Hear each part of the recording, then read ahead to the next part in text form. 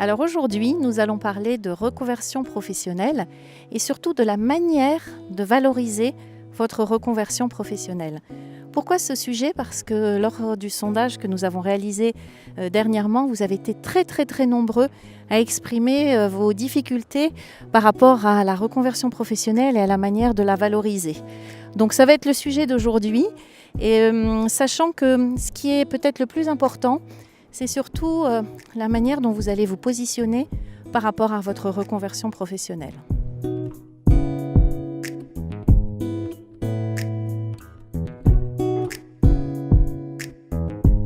Alors, qu'est-ce que ça veut dire accepter d'être débutant ? Être débutant déjà par rapport au niveau de salaire. Vous allez démarrer dans un nouveau métier que vous ne connaissez pas, sans expérience. Donc il va falloir accepter de revoir votre salaire à la baisse, en tout cas d'accepter le salaire d'un débutant. Être débutant, c'est aussi regarder les annonces qui sont faites pour des débutants et non pas pour des gens qui ont de l'expérience. Être débutant, ça va être aussi par rapport à votre posture. Accepter de ne pas savoir. Et une fois que vous avez que tout ça est bien imprégné dans votre esprit, ça va être beaucoup plus facile de vous positionner.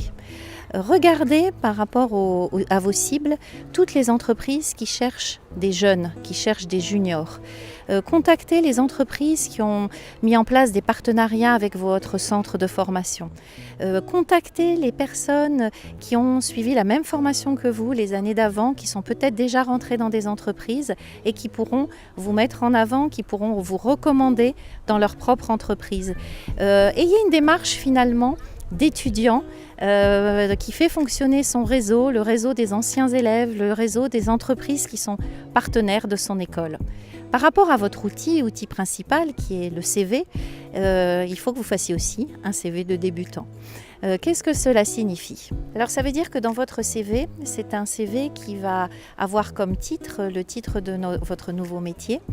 Mettez en haut à droite, tout en haut à droite, votre nouvelle formation de reconversion, qu'on voit bien que vous êtes diplômé de cette formation. Et puis commencez peut-être plutôt par votre pavé de compétences, les nouvelles compétences de votre nouveau métier que vous avez acquises tout au long de votre formation et à l'occasion de votre stage. Sous le pavé compétences, mettez votre dernière expérience en stage.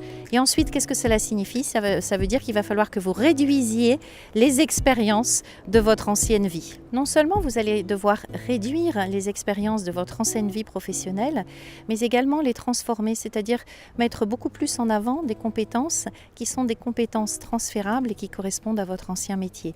Je vous donne un exemple. Si vous avez eu un parcours dans la fonction commerciale et que vous évoluez vers le métier de community manager, vous pouvez reprendre votre parcours dans la fonction commerciale, mais mettre en avant ce qui correspond au métier de community manager.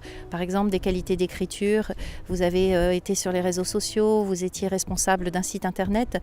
Toutes ces choses-là vont être intéressantes à rajouter à votre formation de reconversion. Et ne négligez pas non plus les centres d'intérêt qui peuvent mettre en avant votre intérêt pour votre nouveau métier. Tout au long de votre CV, ce que doit lire le recruteur, c'est que certes, vous êtes débutant, certes, vous venez d'être formé, mais ce que vous avez fait avant dans votre vie intérieure peut avoir de la valeur, mais c'est pour ça qu'il ne faut pas tout mettre et juste mettre ce qui va intéresser le recruteur par rapport à votre nouveau métier. Alors la même démarche de débutant, vous allez devoir aussi l'adopter durant l'entretien de recrutement. Avoir beaucoup d'humilité, vous positionner en débutant, certes en mettant en valeur des compétences transférables acquises lors de votre dernière expérience, mais surtout insister sur ce que vous avez appris pendant votre stage et votre forte motivation, votre envie de réussir. Parce que les gens qui, au cours d'une vie professionnelle, choisissent de se reconvertir, ce sont des personnes qui sont très motivées. Montrez vraiment cette motivation. Et quand vous allez faire votre pitch au tout début de l'entretien, ne racontez pas votre parcours professionnel de façon chronologique en expliquant pourquoi vous vous êtes reconverti. Partez de votre métier actuel lié à la reconversion et allez juste chercher des éléments dans votre parcours intérieur qui vont se rajouter à votre métier actuel et être des plus. Par rapport à ce qui va se passer tout au long de la suite de l'entretien, positionnez-vous comme un débutant, positionnez-vous comme un junior, mais un junior qui a envie et un junior qui a des compétences venues d'ailleurs, qui sont des plus, qui a des soft skills également issus de son expérience et de son parcours de vie. Donc finalement, vous allez être des juniors mais plus pour le recruteur.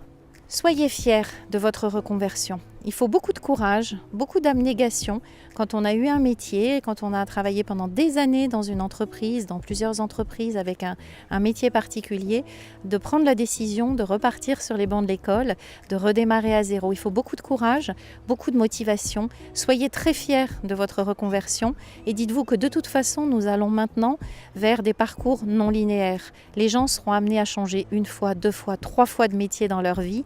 C'est la nouvelle société qui veut ça, à l'ère digitale, à l'ère de l'intelligence artificielle.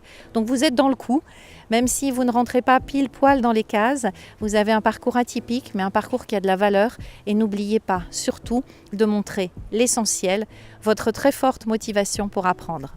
Je vous souhaite bonne chance et je vous dis à très bientôt. Au revoir.